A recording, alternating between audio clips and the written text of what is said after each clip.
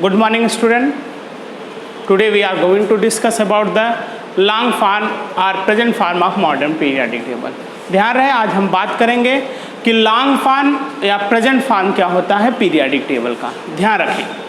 तो अब तक हम बात कर चुके हैं मेंडलीव पीरियाडिक टेबल के विषय में, फिर मॉडिफाइड मेंडलीव पीरियाडिक टेबल के विषय में। तो देखते हैं, ध्यान रखिए, मॉडर्न पीरियाडिक टेबल जो था वो कई साइंटिस्ट ने मिलकर इसे आपका बनाया था। ध्यान रहे कौन कौन से साइंटिस्ट थे। बोहर थे, बोहरबरी, और फिर रैंग थे, वर्नर थे। इसी कारण इसे कहा जाता Bohr Bury, Rang and Werner periodic table. इसे ऐसे भी कहा जा सकता है।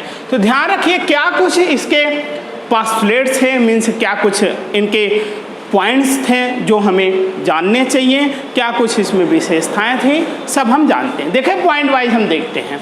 पहला क्या था, it is based on the Bohr Bury electronic configuration concept and atomic number. जो बोरबरी ने अपना इलेक्ट्रॉनिक कन्फिगरेशन कंसेप्ट दिया था उस पर यह बेस्ड था और एटॉमिक नंबर पर बेस्ड था। मीन्स एटॉमिक नंबर के बेस पे ही ये आपका long form of periodic table बनाया गया। सेकंड पॉइंट क्या था, it consist of 7 horizontal column, means जिसे हम क्या कहते हैं, हॉरिजॉन्टल कॉलम को क्या कहते हैं, पीरियड कहते हैं, और 7 पीरियड था।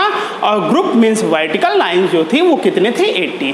तो मतलब ध्यान रखिए long form of periodic table में 7 पीरियड हैं और कितने ग्रुप हैं, 18 ग्रुप हैं, ये ध्यान रखिएगा। अगला पॉइंट है, तो जो ग्रुप डिवाइडेड था आप ध्यान रखिएगा कि एस पी आपका डी और यह ब्लॉक डिवाइड है, ठीक ना, उसे मैं 1 बाय 1 बताऊंगा, यहाँ सुने।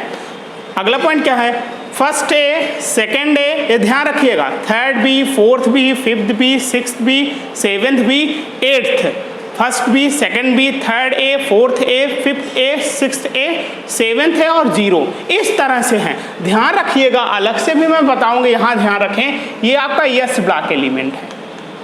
ये क्या है, फर्स्ट और सेकेंड क्या है, यस ब्लॉक एलिमेंट है।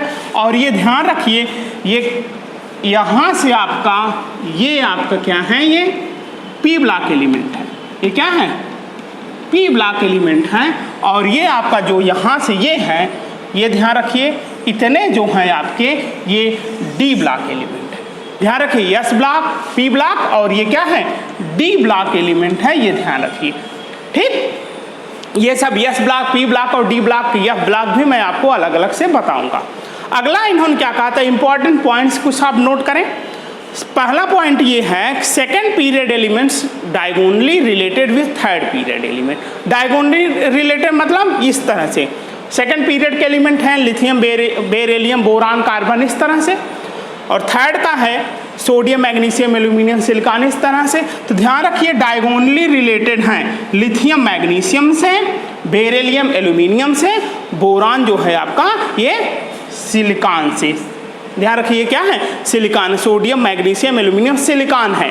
तो 3 ही है, लिथियम मैग्नीशियम से डायगोनली रिलेटेड होता है, बेरिलियम एल्यूमिनियम से, बोरान सिलिकॉन से। डायगोनली रिलेटेड मतलब क्या होता है, ये सब आपस में सिमिलर प्रॉपर्टी शो करते हैं, एक जैसी प्रॉपर्टी शो करते हैं। अगला पॉइंट है, third period elements are called typical element. ध्यान रखिए ये आप कभी कभी पूछे जाते हैं एग्जाम में कि which periods elements are known as the typical element। तो ध्यान रखें third period elements are known as the typical element। and next is no inert gas in 7th period। 7th period में कोई भी आपको इनर्ट गैस अवेलेबल नहीं मिलेगी। अगला पॉइंट बेटा ध्यान रहे, अगला पॉइंट हम देखते हैं, ये 1 2 3 हो गया इंपॉर्टेंट में। अगला हम देखते हैं। हाँ स्टूडेंट देखें, जो अभी मैं बताया था, it is divided into 4 portion. It is means a long form of periodic table जो है वो 4 पोर्शन में डिवाइड है। लेफ्ट पोर्शन ये देखें, ऐसे आपको याद होगा या देखते चलें आप, इस तरह का पीरियाडिक टेबल आपको दिखता है ना, ये देखें इस तरह से लाइनें देख लेंगे। यहाँ पे बेटा ये देखें, अभी मैं लिखा भी हूँ, पीछे आप देखेंगे फर्स्ट ए था, फर्स्ट सेकेंड, ये आपका था यस ब्लॉक एलिमेंट। ये क्या है, यस ब्लॉक। लेफ्ट पोर्शन क्या होता है, यस ब्लॉक, जो फर्स्ट ए होता है और सेकेंड ए होता है। और ध्यान रखिए राइट पोर्शन जो होता है वो पी ब्लॉक, अभी लिखा गया था। ये क्या होता है आपने देखा होगा, 13, 14, 15, 6, 13, 14, 15, 16, 17 एंड 18 मीन्स 0, जिसे हम क्या कहते हैं, राइट पोर्शन है 3rd A, 4th A, 5th A, 6th A, 7th A और 0। यह क्या होता है, P ब्लॉक होता है।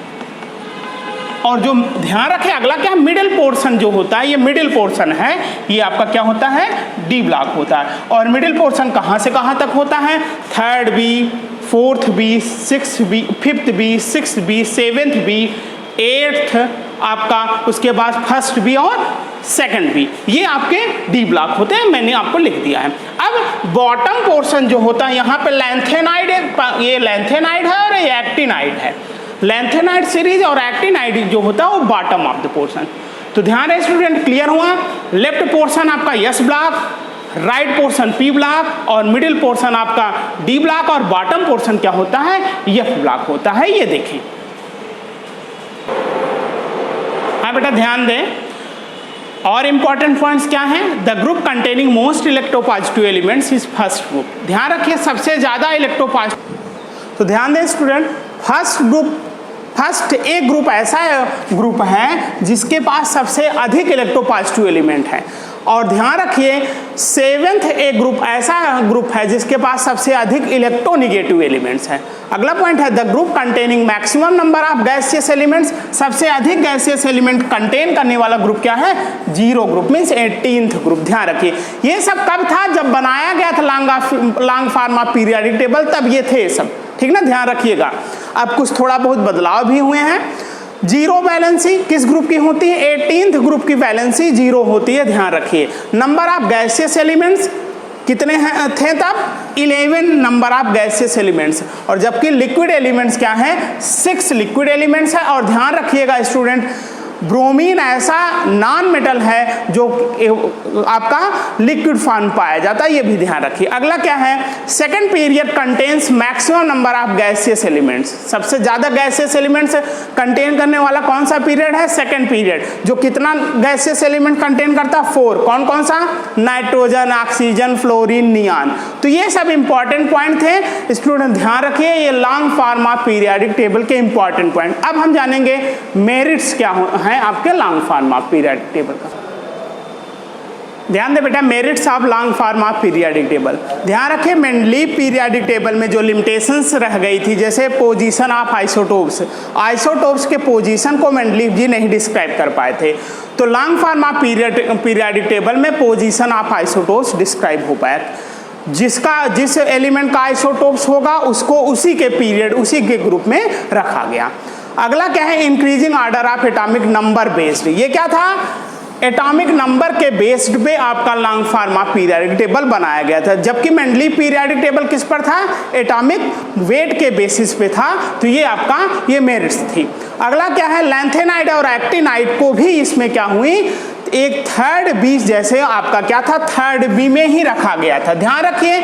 लेकिन ये अलग बात है कि इसे थोड़ा सा अरेंज किया गया था। अब भी डीमेरिट्स बनी हुई है कि आपका लैंथेनाइड और एक्टिनाइड को मेन फ्रेम में नहीं रखा गया है, जगह तो दी गई है। देखिए मेरिट्स क्या थी, इनको 3rd B में जगह दी गई, लेकिन डीमेरिट्स में ये आप देखेंगे कि मेन फ्रेम में इनको जगह नहीं मिली है। तो ध्यान रखिए मॉडिफाइड हुआ था, लैंथेनाइड और एक्टिनाइड को 3rd B में जगह मिली। अगला क्या था, डायगोनल लाइंस के बेसिस पे सेपरेट किए गए मेटल्स, नॉन मेटल और मेटलाइड, जबकि ऐसा कुछ मेंडलीव के पीरियोडिक टेबल में नहीं था। अगला क्या है, डीमेरिट्स। अगर हम देखें इतने कुछ मेरिट्स थे, डीमेरिट्स की बात की जाए तो पोजीशन ऑफ हाइड्रोजन आज भी आपका क्या है, कोई भी पोजीशन नहीं है पीरियोडिक टेबल में हाइड्रोजन के लिए, पहले भी नहीं था मेंडलीव पीरियोडिक टेबल में भी, वो कमी इसमें भी आज भी बनी हुई है।